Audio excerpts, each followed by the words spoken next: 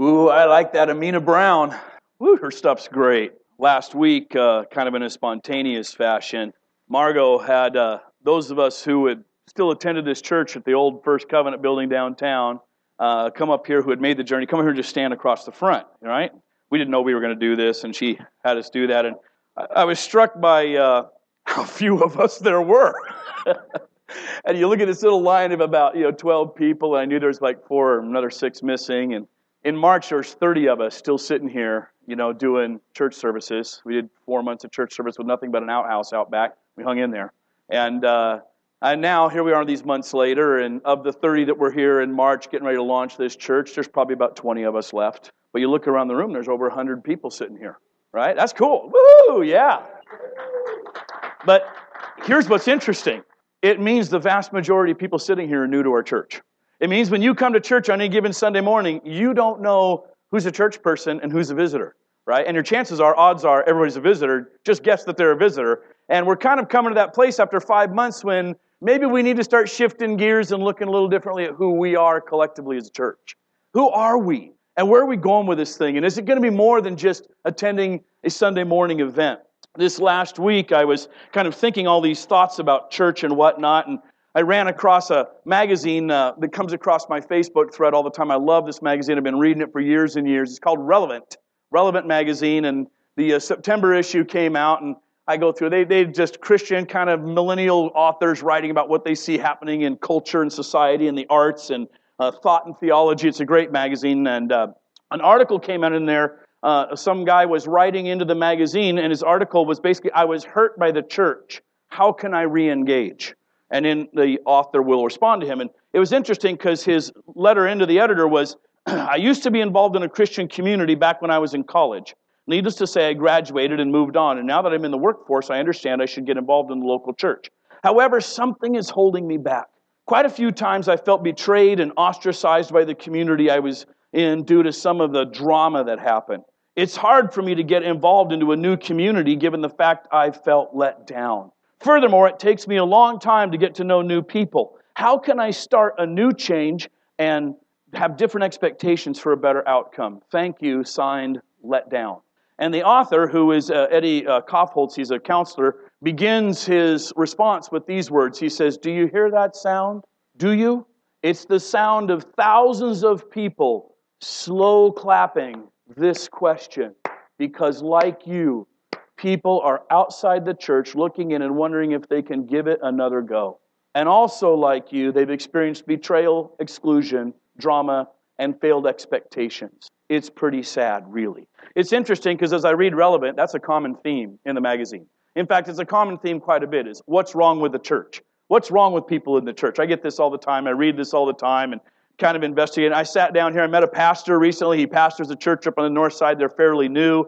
Sitting at a coffee table this last week, and I was introduced to him, and I'd heard of his church. I knew it was kind of cool and hip happening place, and we were talking a little bit. And I said, so who comes to your church? And he said, well, disillusioned church people mostly, right? There's an awful lot of disillusioned church people in America at the present time. And it's interesting because I wrestled through. I've been on both sides. I've been disillusioned by the church, frustrated at the church. I've been ready to be cussing mad at the church and that sort of thing. But it's Jesus' fiance. It's pretty hard to tell Jesus, I really love you, but your fiance, she's a piece of work, right? You tried telling a guy his fiance's no good. You see how far that gets you. That will end your relationship with that guy pretty quick, usually. And it's interesting because I've been on the other side, too, of watching church unfold and watching people leave. And it's an interesting institution because the expectations put on church is not an expectation we do anywhere else in society. Imagine if you had a group of girlfriends who got together every Friday night.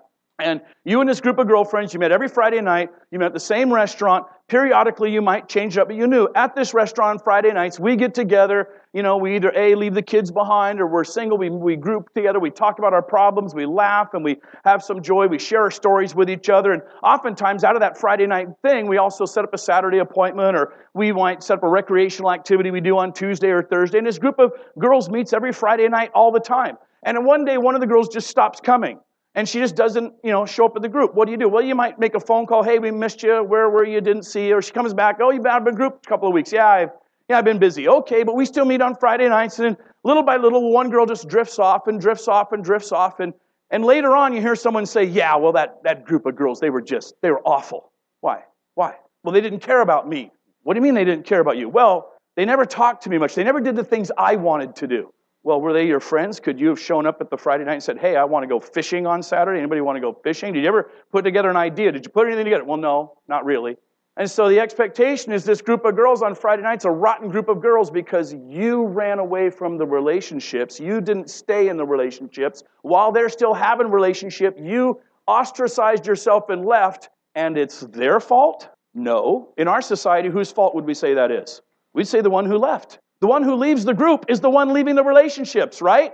The girls are still meeting. You're still welcome to come. You're still welcome to be there. The friendships are still happening. The dialogue's still going on. The recreation's happening in between the Friday nights. In our culture, we would say the one who leaves is the one who's probably got the problem, except when it comes to church. When it comes to church, we meet every week. We're always here. We're always talking. There's stuff going on in between. Relationships are happening here. But people leave the church right and left, and they say, yeah, that church. Everybody goes, yeah, that church.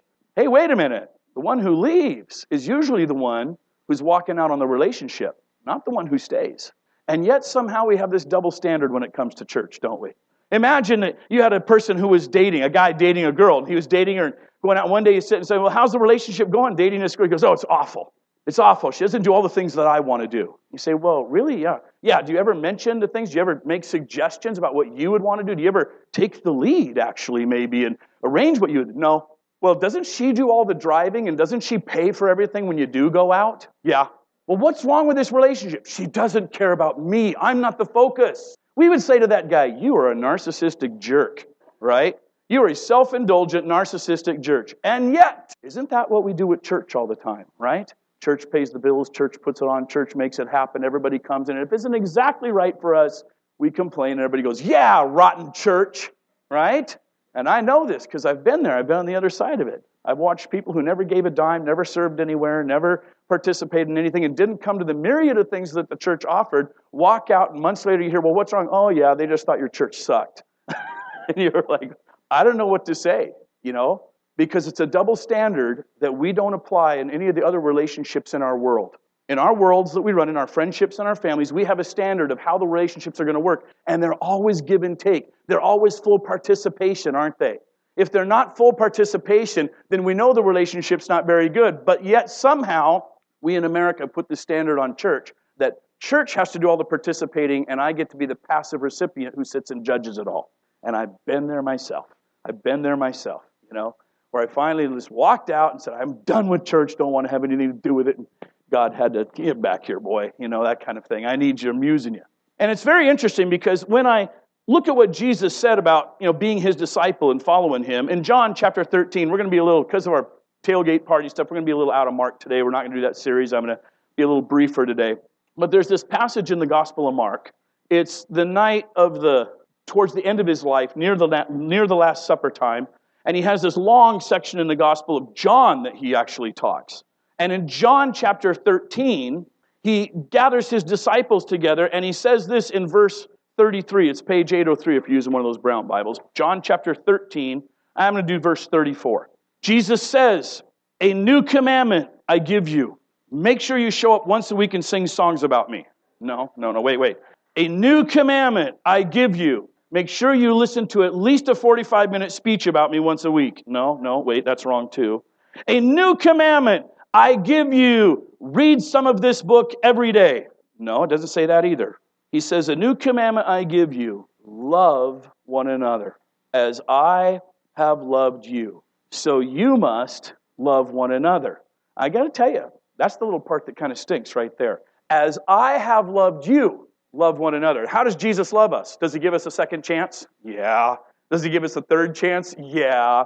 Is he gracious to us when we're jerks? Yeah. Is he long-suffering at our foolishness? Yeah. Does he put up with our idiocy? Yeah. And he goes, okay, that way is how I want you to do it with other people. It's like, oh, that standard that's awful. You want me to be long-suffering and joyous, and you want me to give people third and fourth and seventh chances, and Jesus said 7 times 70 is how many chances you got to give them. Oh, you're kidding me, Jesus. You're kidding me. That's how you want us to love one another? The way you love me? He's like, yeah, that's how I want you to do it. And we're like, that's a super high standard. And most of us can't do it. And most of us, quite frankly, don't want to. We don't want to. And yet there it is. He says, a new commandment I give you. That means it was like a new commandment. Like this is the one's kind of coming out of the blue. I've told you all this stuff. This is the very end of his life. He's been with these guys 3.5 years. He's told them about loving your neighbor and loving God and love God with all your heart, soul, mind, and strength. He's told them all that. Now at the very end of his life, as he's about to go to the cross and be crucified, he says, oh, by the way, there's one more big command I want to lay at your feet. Love one another in the exact same way that I have loved you.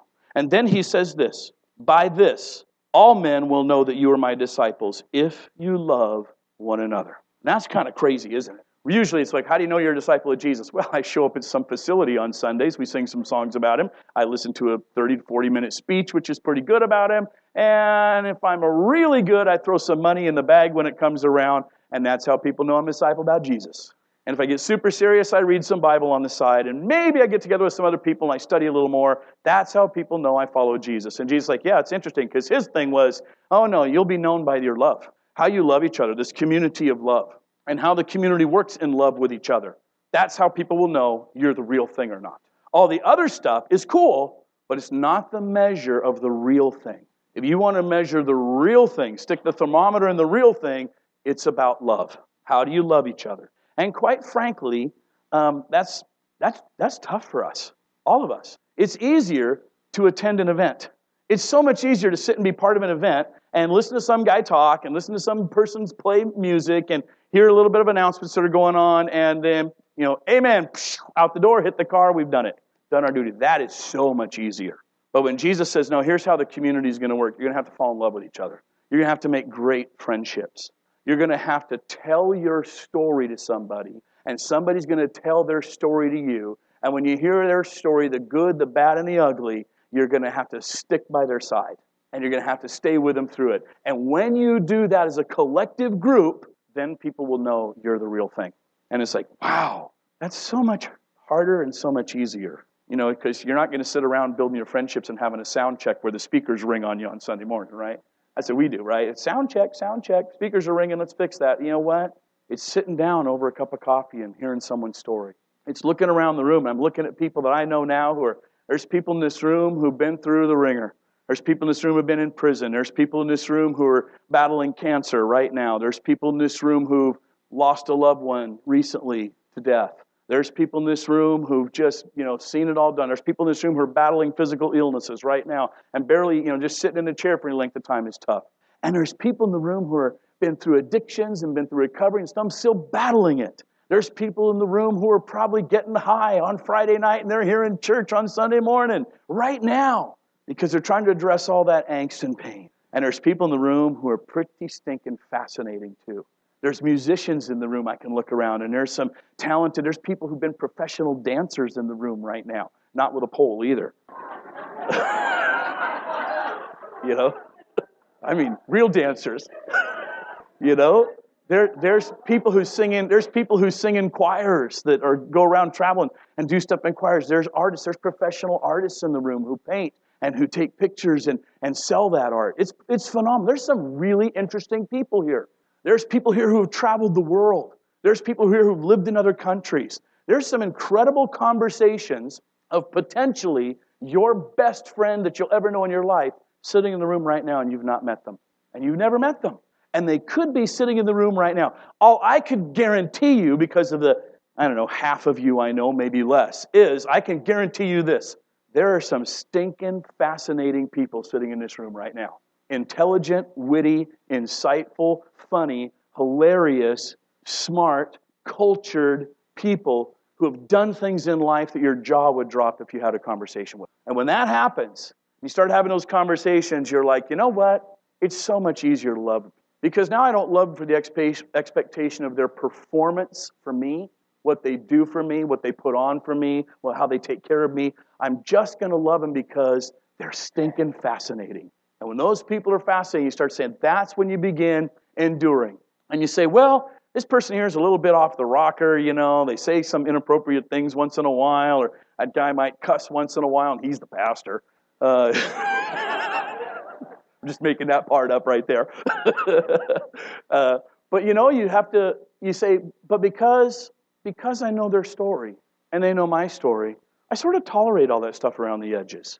All that weirdness stuff around the edges that makes people quirky and sometimes inconvenient, you tolerate it because you know their story. And when you know their story, you're like, I like you. I like you. In spite of you, I like you, right?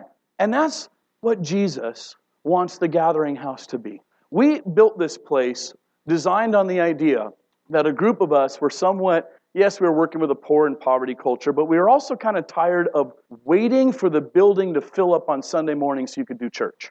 We had this 12,000 square foot building downtown. It sat dead empty most of the week, waiting to try to do something really cool on a Sunday morning that would draw folks in, pack the place, pass the plate, pay for it all, and then you could do more stuff if you could ever pack it on a Sunday morning, which we never could. And one of the dialogues when it came time to sell our building was, well, if you could build something different, what would you build? And sort of collectively, the idea was really, we would rather have a hangout, a place where we could build friendships and get to know each other and drop by on a Tuesday afternoon or hang out on a Thursday or where strangers would love to just walk into our church and hang out in our church and we could say, hi, what's your name? If we could build a hangout that was good 7 days a week instead of just 1 day a week, that would be so much better. And everybody was like, a coffee shop. Let's do a coffee shop. Because then my church is useful all the time, not just waiting for a Sunday morning service where we sing the songs and we hear the speech, but we actually get to know each other. We get to go down there and spend time there and drop in. And so we built the Gathering House. And according to the surveys I'm reading, the vast majority of you coming now said I came either first to the coffee shop or like one of our open mic events, something like that. I got to tell you, I've worked in 6 different churches, a bunch of different denominations, been on paid staff a long time. This and a church plant I did called Whitestone. This is the easiest church I've ever seen to make friends in. It's the easiest one. And mostly because it's built around making friends, right? I've never been in a church where you could just drop in on a Tuesday afternoon and walk into church and a bunch of folks were hanging out and drinking coffee and yucking it up or playing board games or whatever, right? Because that's not how church works. It usually waits around until Sunday morning. Well, this is a church you can drop in anytime and just hang out and see who you get to know. And some of you came to an open mic, and some of you came to the coffee shop, and you wandered around, and you looked around and said, this is a church? And then the neighborhood walks in, and they go, well, we like this church. And Garland Business District says, we want to do a big fundraiser because there's this massive idea right now to totally redo the streets and tear them up and put in the trees down the middle, and there's this huge multi-million-dollar idea going on, and they want to do a fundraiser and present it. And they're like, where could we gather the neighborhood and talk about the Garland neighborhood? And they said, how about the Gathering House? Could we come there? And our answer is, of course you come here. Why do you think we called it the Gathering House, for crying out loud? So on October 16th, a huge event's going on, and you can see the satellite dishes that have been painted. That's just part of what's going to get auctioned off. And they'll be here. There'll be 25 of those hanging all over the building over the next few weeks, that kind of thing, because they want to use this. North Hill Neighborhood Council meets, and do you know that Spokane is divided into political neighborhoods? Did you guys know that? Some of you knew it, and I didn't know it. I thought it was all run by the city council. Nope. City council responds to neighborhoods. Neighborhood councils, chain of command, get together. The neighborhood council gets together, and they tell their city officials what they want done in their neighborhood. The city will say, okay. The city doesn't superimpose anything on the neighborhoods don't want to do. The North Hill neighborhood is from the Bluffs to Francis, Division to Maple Street is one of the neighborhoods, the North Hill neighborhood. So they've come to us and said, we're having these meetings, and they're kind of in a basement. There's a bad place. Could we hold our North Hill neighborhood council meetings in your place? Second Thursday of every month. And we say, of course you can, yes. So you know why? Because we wanted to build a place where people would gather and make friends. And it's crazy because any given day I'll walk out here and it's a Tuesday afternoon and a group of ladies who are going through cancer sit at that table right there and they have it all done up and they've got Scrabble or Mahjong set up and all these ladies with their bandanas on because they've had cancer treatments and they come regularly. I don't know who they are. Mike came in here one day and he was drinking coffee and he says, I work with PTSD vets and I take them fly fishing and would it be okay if I met with some of them in here and maybe we could just take a couple tables and tie flies? And we say, yes, you can do that. He doesn't go to our church yet. He does now, right? And so on every Wednesday, he's sitting down, pulls a couple tables together, usually right over here. And last week, everybody who was sitting around the table was in a wheelchair, I think. It wasn't it. Mike, where are you, Mike? Where are you? Everybody's in a wheelchair, right? The one girl, didn't she used to play rugby at Gonzaga or something? Was that the one? Yeah, I used to play rugby at Gonzaga, and now she's in a wheelchair MS. Man, there's some fascinating people come through here. About once a week, maybe once every 2 weeks, that table over there, I'll sit there and there'll be about 30 people gathered sitting around that table. They pulled them together, pulled up chairs, sitting around. I'm like, who are they? Who's sitting over there? All those millennial kids sitting over. Oh, that's Youth for Christ. They're having a big meeting about their program going on, right? And I'll sit over here, a bunch of guys doing a Bible study. I wonder, hey, what's going on over here? Oh, never mind, it's Mike. He's the pastor of City Church down there. He's holding a Bible study in the corner right over there, right? And one guy comes down. He's Olive Branch Community Church. They've been in the area for a long time, like 10 years. There are about 20 people that meet in the basement of another church on Sunday nights. And he's in here almost every day, Pastor Scott Cross. Love him to death. Great guy. Got to know him. He's well known in the neighborhood, been living in the neighborhood 40 years. And he says, could we do our church service in your back room on Sunday night starting in October? And we say, yes, you can do that. So starting tonight, there'll be a church service that's held back here, about those 20 people. Great guy. Because you know what? We wanted to be a place you could gather and make friends and meet fascinating people. And I've met the mayor here, and I've met 2 of our city council members here, and I've had both of our state representatives, Marcus Riccelli and Tim Ornsby, here. And the first Thursday of every month, the Spokane Homeless Coalition decided to move their meetings and their meeting here. And it's fascinating stuff going on all the time in your church. In your church. Cool stuff's going on all the time. How many friendships are you building out of it? And if you're looking at yourself now saying, well, I've been coming about 4 months and I have no additional friends, then I'm just going to say it right now. Something's wrong with you. Right? I'm just going to say it up front right now. Something's wrong with you. And Jesus wants more for all of us. So today, we thought, instead of sitting around and whine and complain about the church, and let's be honest, most of us are in here because we're burned out church people too, right? It's why you picked a coffee shop church. Yeah, it's why you did. I got tired of sitting in pews. I'm tired of sitting in rows. It's why you picked us, because you were a burned out church person as well. And now you've been coming long enough. I think that Jesus is saying, now it's time. I'm calling you to a higher level. And the higher level is this. I want you to look around the room and find somebody who's going to be your friend. Find 3 or 4 who are going to be your friend. There's fascinating people. Like, well, how do you meet a fascinating person? You're going to have to say hi. Yeah. It was really interesting because that same article of Relevant Magazine, that very same issue, was a second article actually, written by Trudy Smith. And her article was, Why I Go to Church Even When I Don't Feel Like It. And Trudy wrote this. She spoke of growing up in a church in Texas, leaving it to go to college, worked among the homeless and poor, abandoned church for years. Slowly, Jesus brought her back in. She got committed, and then she's seriously involved in church. As a young millennial girl, she says this, but then another strange thing happened. I kept following Jesus, and eventually he led me right back into church. I was surprised. There were plenty of people there working toward justice, but I realized that church was not a place to go because everyone had their act together and was doing things right. It was more like a refuge where all sorts of people could gather to remind each other of the story we are all in. The one about how God loves us and is renewing our world and our souls in spite of all the damage that's been done. It was more like a school for conversion where we were all stumbling through basic lessons on how to love. We sang about this love and this mission to be a part of it. And we sang about our brokenness and our hope. We looked each other in the eye. We confessed our sins. We shared bread and juice and remembered that we are all tied together in this dysfunctional family that God has cobbled together. I've slowly learned that going to church can be about something other than moral requirement, fear of punishment, or even social connection. It wasn't perfect. Sometimes I felt frustrated, bored, or hurt, but it was good, and God was in it. Yes, church people could be apathetic, judgmental, and selfish, but so could I. And just like everyone else, I needed to be welcomed and loved anyway.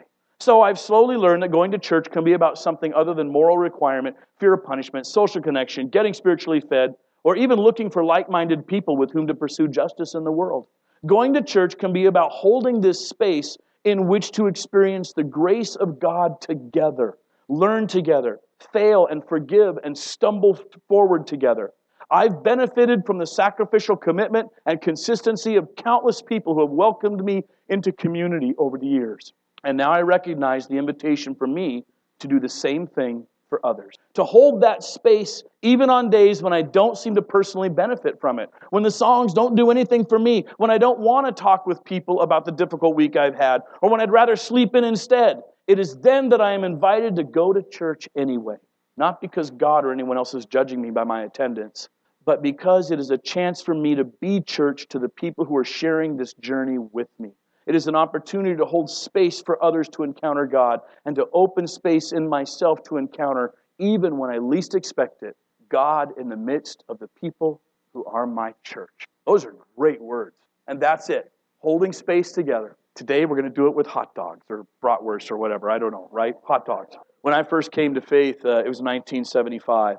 Hippies were not welcome in church. If you had long hair, if you had, any of those kinds of things. My buddy Chuck standing back there had long hair in those days. First time he ever went into a church in his life, he had holes in the jeans. And the usher said, "Hey, we don't want your kind coming to our church." He kept going anyway. He's not that bright, really, but I like him. And there was this song that started to float around because the hippies understood this thing, right? My late 60s, early 70s, the hippies understood something. They're like, it's not about all the institution that you do, it's about love. It's about love. If we can figure out how to love each other, we got this thing down. And this whole movement was birthed of actually drums in church. Boy, did we take a beating on that in my day, right? Some of you can read. I remember when drums were voodoo, automatically brought in the demons. If you played drums, it brought the demons in automatically. Guitar amp did it. 60-cycle hum of a guitar amp brought demons into church. You couldn't play any of that music. Oh, you have no idea how easy it is for you guys nowadays who are coming to church and the music's good. Yeah. There was this one song, though, that a pastor wrote. It was a folk song they would sing around campfires. And he wrote it in 1967 at the beginning of the hippie movement, before really even Woodstock. And it started to explode. And for a season in the life of the American church, it became an anthem that drew people from all walks of life, from different dress codes, long hairs and short hairs and barefoots and sandals, and drew them together and said, yeah, that's it. And so we want to close the service today. We're going to have more, but we're going to close the service with this song. As Maddie comes up, he's going to kind of lead us in it. And Maddie, we're good up on your piano there. And if you old guard will have heard this a million times, you'll be like, I can't believe they dusted this one off and brought it out. But you guys who are fresh in the church burnout phase need to appreciate that you are not the first generation who's been disillusioned with church and needs to return to it anyway. You're not the first generation who's realized church needs more. And when we sing this anthem together, it's a way of saying, yep, it's our turn now. To be burned out church people who are saying, it's going to be about something fresh for us. It's going to be about friendships and relationships. It's going to be about hearing each other's stories. And this is the commitment I want us to all make over the next several months. You're going to learn the stories of some people around you. You're going to make some friends. So Maddie, why don't you lead us in this as the rest of the band comes up.